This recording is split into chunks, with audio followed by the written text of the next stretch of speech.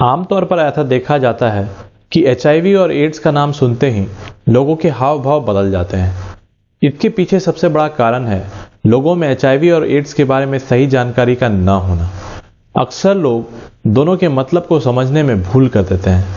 बता दें कि एचआईवी एक वायरस है जो एड्स नाम की बीमारी को जन्म दे सकता है। इसलिए आपको एचआईवी और एड्स के बीच का अंतर पता होना चाहिए। इम्यून सिस्टम हमारे शरीर में होने वाली बीमारियों से रक्षा करता है। एचआईवी एक वायरस है जो हमारे शरीर के इम्यून सिस्टम पर अटैक करता है। यदि कोई व्यक्ति एचआईवी से संक्रमित हो जाता है तो उसका शरीर संक्रमणों और बीमारियों से नहीं लड़ पाता। एचआईवी वायरस टी सेल्स को नष्ट कर देता है और उनके अंदर स्वयं की प्रतिकृति बना लेता है। यदि समय रहते एचआईवी वायरस का उपचार न किया जाए तो शरीर में इन्फेक्शन बढ़ने लगते हैं और ये एड्स का कारण बन सकता है। एचआईवी वायरस के कारण एड्स की बीमारी हो सकती है। एड्स तब होता है जब व्यक्ति का इम्यून सिस्टम इन्फेक्शन से लड़ने में सक्षम नहीं होता। जब एचआईवी वायरस का इन्फेक्शन बहुत बढ़ जाता है तब शरीर स्वयं की रक्षा नहीं कर पाता और कई बीमारियां एवं संक्रमण हो जाते हैं। अभी तक एचआईवी और एड्स का कोई इलाज उपलब्ध नहीं हो पाया है, लेकिन सही उपचार से एचआईवी पीड़ित व्यक्ति स्वस्थ जीवन जी सकता है। अब हम यह समझते हैं कि एचआईवी और एड्स में क्या अंतर है। एचआईवी यानी कि ह्यूमन इम्यूनोडिफिशियेंसी वायरस एक वायरस है। यह वायरस प्रतिरक्षा प्रणाली की टी सेल्स पर हमला करता है।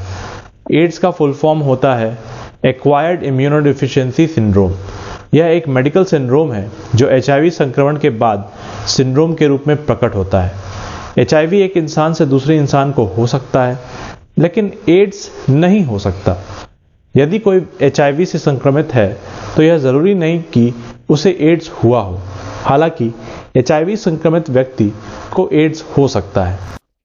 एचआईवी कुछ खास body fluids, blood, semen, preseminal fluid, rectal fluid, vaginal fluids या एचआईवी संक्रमित महिला के ब्रेस्ट मिल्क से दूसरे के शरीर में पहुंच सकता है। ज्यादातर लोगों में एचआईवी असुरक्षित सेक्स या नीडल और सिरिंज से फैलता है।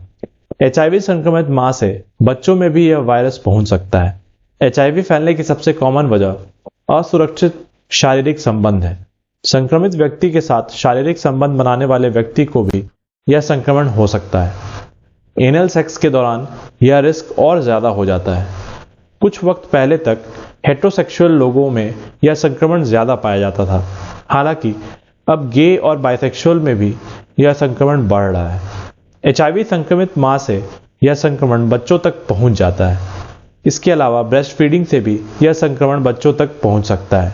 हालांकि एंटी रेट्रोवायरल दवाओं के इस्तेमाल से इस संक्रमण को फैलने से रोका भी जा सकता है।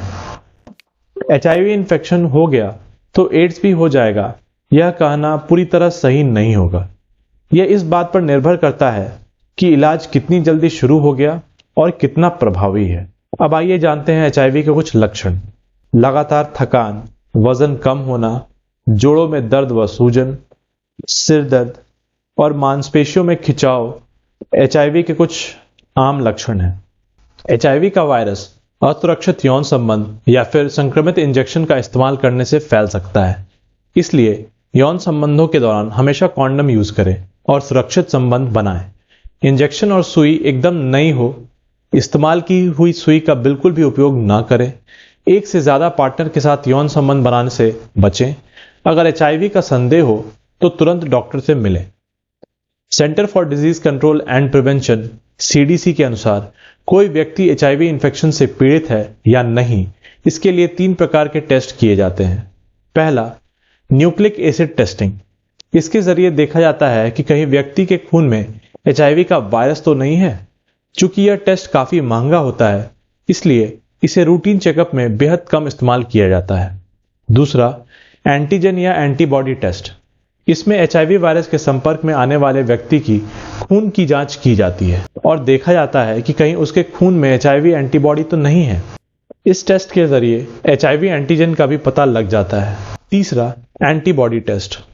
यह ब्लड टेस्ट या फिर मुंह के सलाइवा या लिक्विड में एचआईवी एंटीबॉडी का पता लगाने के लिए किया जाता है। एड्स का पूरी तरह से इलाज संभव नहीं है, लेकिन कुछ दवाइयां हैं जिनकी मदद से इस वायरस को लंबे समय के लिए इनएक्टिव किया जा सकता है ताकि मरीज अधिक आयु तक जी सके। इसके लिए एंटी रेट्रोवायरल थेरेपी दी जाती है। US department of health and human services के अनुसार हर साल करीब 56,000 से ज्यादा अमेरिकी लोगों में एचआईवी का वायरस पाया जाता है। भारत में हर साल एचआईवी के भी केस सामने आते हैं, इसलिए लोगों को एचआईवी और एड्स के प्रति जागरूक होने की जरूरत है। एड्स की इन जानकारियों के साथ यह भी जरूरी है कि हम एड्स के बारे में फैली गलतफहमियों के बारे में भी जानें। कई लोग समझते हैं कि एड्स पीड़ित व्यक्ति के साथ खाने, पीने, उठने, बैठने से होता है। यह पूरी तरह गलत है। ऐसी भ्रांतियों से बचें। हकीकत में रोजमर्रा के सामाजिक संपर्कों से एचआईवी नहीं फैलता। इसमें पीड़ित के साथ खाना पीना, बर्तनों की साझेदारी, हाथ मिलाना या गले मिलना, एक ही टॉयलेट का प्रयोग करना, मच्छर या अन्य कीड़ों का काटना, पशुओं को काटना तथा खांसी या छींकना शामिल है। इन सब से एड्स कभी नहीं फैलता। हाँ, यदि आप शर्म या भय से समय पर इसका इलाज नहीं शुरू करते तो यह आपके लिए और आपके करीबियों के लिए भी खतरनाक हो सकता है। अच्छी बात यह है कि कोरोना की वैक्सीन की खोज के बाद एचआईवी के लिए वैक्सीन जल्द आने की उम्मीद बढ़ गई है। वैज्ञानिकों को यह लगने लगा है कि वे जल्द इसकी वैक्सीन ढूंढ लेंगे। इस दिशा में कई कंपनियां बड़ी तेजी से काम कर रही हैं। अमेरिका में तो ह्यूमन ट्रायल भी शुरू हो गया है। इसलिए हमें उम्मीद नहीं छोड़नी चाहिए। जाने अनजाने यदि आप एचआईवी से संक्रमित हो गए हैं तो डॉक्टर के पास जाएं और उनकी सलाह पर चलें, क्योंकि हर एचआईवी संक्रमित एड्स रोगी नहीं होता।